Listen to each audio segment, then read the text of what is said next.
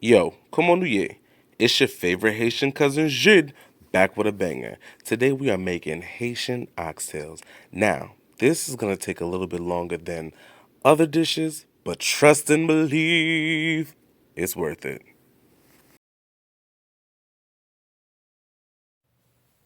Today we're gonna be cooking, what is this, about like 6.5 pounds of oxtails.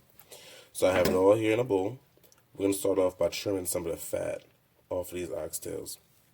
Now you don't need to trim all of it off. I just like to trim a little bit of it because sometimes it's a little excessive. But I like to leave a little bit of fat on there because that's what gives that gravy that good flavor. That fat, when it renders down into that gravy, yo, everything. But for you health conscientious people who are trying to be as healthy as possible, you could take as much fat off as you would like. But I need a little fat in there, baby. You gotta leave a little fat in there for that taste. But that's all you're gonna do. You're gonna trim off some of the fat, and then I'm gonna show you the next step after that. All right, now you can see I trimmed off as much fat as I wanted to. If you want to leave your fat on, you can, like I said earlier. And now I'm just gonna start the cleaning process. Add a little bit of salt,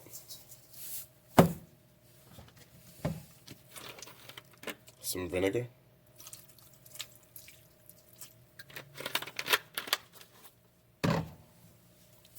and some limes. I'm using 2 limes.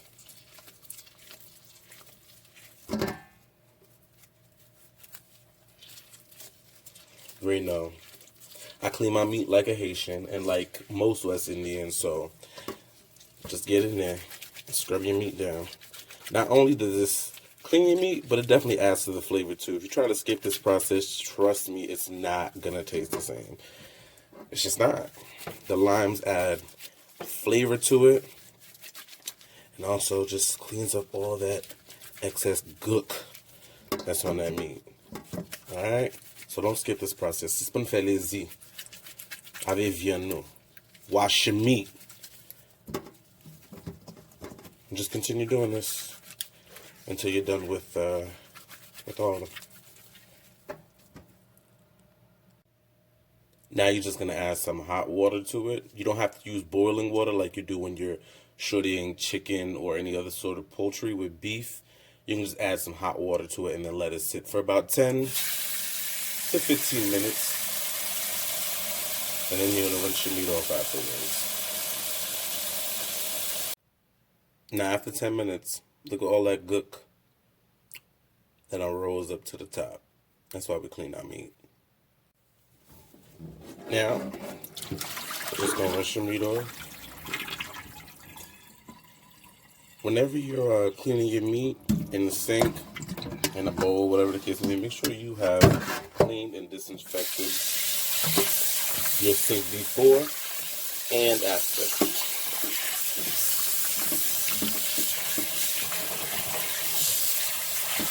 After you're done rinsing the meat off real good, you're gonna season it.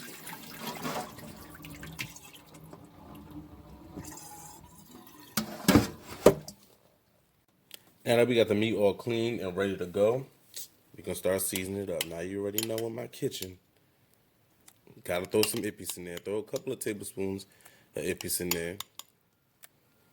A little bit of Adobo.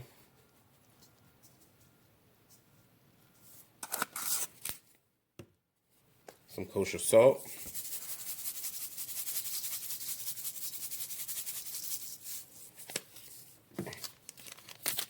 One packet of Sezon.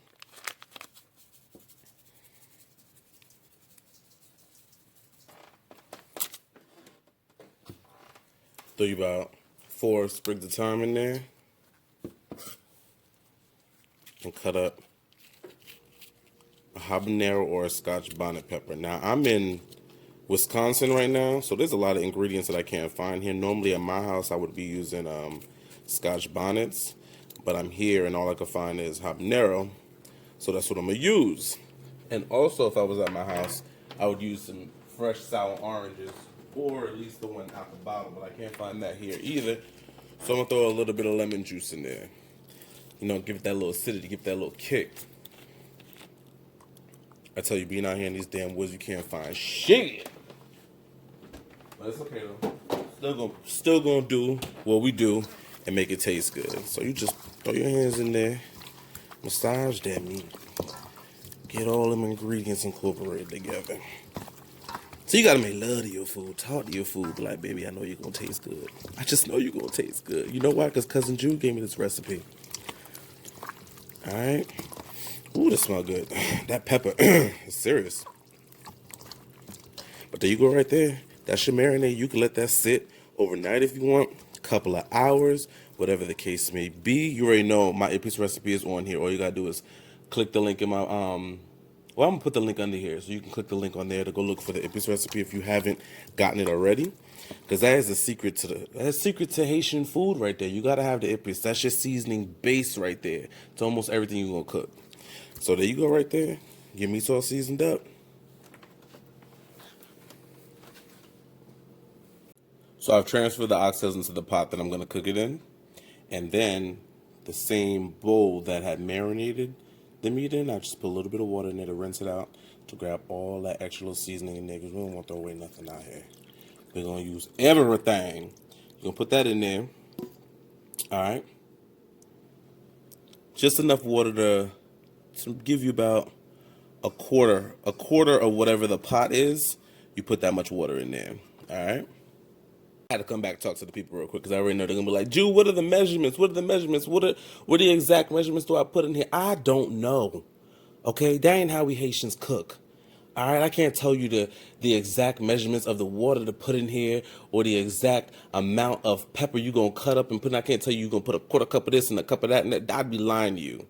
I'd be lying. I could tell you about how much, or I could tell you to gauge how much is in your pot, or something. Or I could tell you to put whatever you feel like putting in there until it tastes the way you want it to taste. But I'm gonna give you the basics on how to cook this food. But I cannot. I just can't. That's not how I cook. I can't. But anyway, you get the gist, and if you don't, keep watching. You're just gonna figure it out. All right, got the oxtails on the stove now. Got it on about a medium high heat, which is about a number 7. And you're gonna let that come to a boil, and then you're gonna lower your flame to about a 3 or a 4, and you're just gonna let that bit simmer down. See, it's coming to a boil now. Now you're just gonna stir it up a little bit. Now don't do what I did, y'all. See, my pot is a little tight, and that's not my fault, because I'm here in Wisconsin, and I don't have a bigger pot. Like, this is legit my biggest shudya here. And when I was buying the meat, I said to myself, that pot at home ain't gonna be big enough to comfortably cook all these oxtails. But the greediness in me was like, I cannot get any less oxtails in this because I want to eat. But I'm legit about to sit here and eat all these oxtails by myself in the next day and a half. But so try to use a bigger pot so that you can comfortably cook your oxtails. But I'm still gonna get it in. Oh yeah, I'm still gonna get it in. At this point, you're gonna bring your flame down, your burner, or your flame, depending on if you have gas or electric, down to about a 3 or 4. Actually, I'm gonna leave mine on 4. And you're just gonna let that cook itself for like a good hour and a half. Just let it chill, and then you'll come back and check on it. After an hour and a half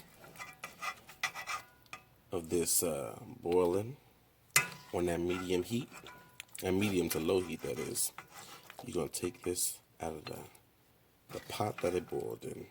You're going to separate the oxtail from the liquid. Because right now we're going to start browning the meat. And then finish off our gravy.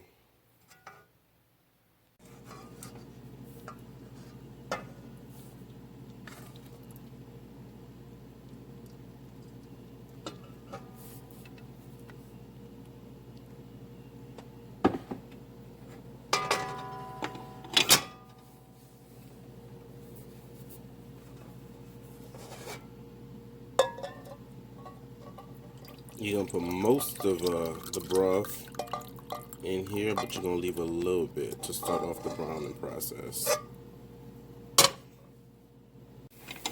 Alright, so now you know the oxtail gives off a lot of oil, and you need that oil to fry your pâte tomate. No sense of adding foreign oils into it. You just skim that off right off the top. And you put that in your pot. That rhymes. Skim it right off the top. Put it in your pot. Yeah. Anyway. You got your tomato paste right here.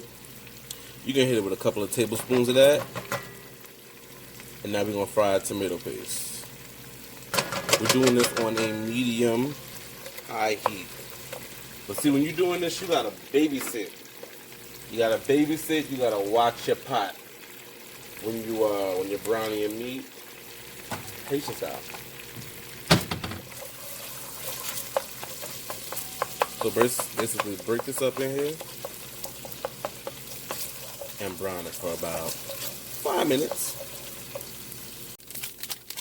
Now after about 5 minutes of frying your tomato paste in your oxtail oil, you're going to throw a little Sezon packet in there.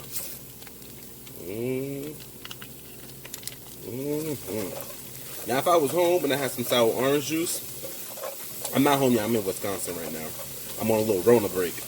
But if I was home and I had some sour orange juice, I would put it in there right now at this point. Since I do not have that, I'm going to use a substitute, which is a little bit of lemon juice. You just want a little bit of acidity in there, not too much. Throw that in there. And now, you're going to add in your oxtail.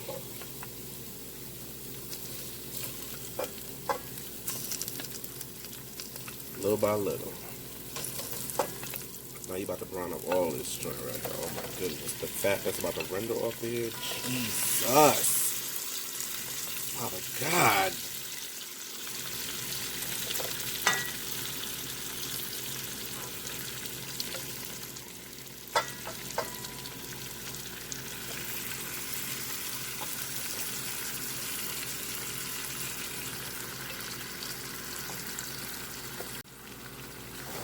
Now, gonna stir that in. Make sure all of them are covered and glistening in this tomato paste. And then you're just gonna babysit it for about another 10 minutes, pretty much stirring it every minute until it all catches good color. Alright? After about 10 minutes of browning that in the pot tomato paste that is, that juice, that gravy that boiled down with that meat, we're going to add that in there.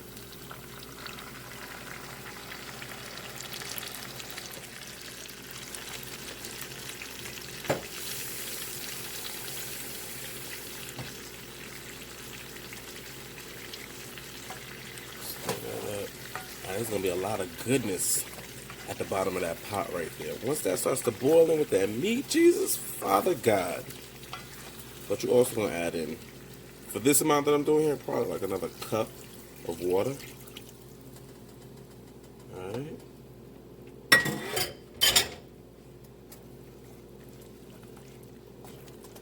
Stir that up. Jesus. Father. I'm about to eat this all by myself. Y'all don't even get it. Y'all don't get it. Cover it up. Put it on a number 3 for another 30 minutes. And you just let that come to a nice tight simmer. All those flavors about to get married. You parle marier là, au revoir. You parle marier, you parle faire réception, au revoir. So, give it about 30 minutes for it to come all together. And yo, trust me, it's going to be amazing. So after that last 30 minutes of letting all those flavors marinate together, this is what we got. Voila. This is your Haitian oxtail. Ooh, that meat is falling right off the bone. Father God. And I ain't sharing neither. Now, I better try this recipe at home. Now, I understand. It does take a long time to make these oxtails. But it doesn't take too much, like, because they pretty much cook themselves. The most you're really doing is it's pretty much like when you, what do you call that? when you brown the meat. That's the most tedious part. But besides that, it cooks itself. So here I got some onions, some red bell peppers. Just garnish that with that right there. And that's it. Your oxtails are done. You can serve this with some white rice. You can serve this with some G.I. John, which is the famous Haitian black rice, or with some vegetable rice, you know, some macaroni and cheese. Whatever your heart desires, you can eat this by its damn self, because this motherfucker good in bed. That's it, y'all. Love of my life, you are my friend. I really don't care how close of friends we are. I'm not sharing these oxtails with you, all right? I shared the recipe, so learn it, pay attention so you can cook it for yourself or your family. But ay, oxtail bell. Let me get an ay.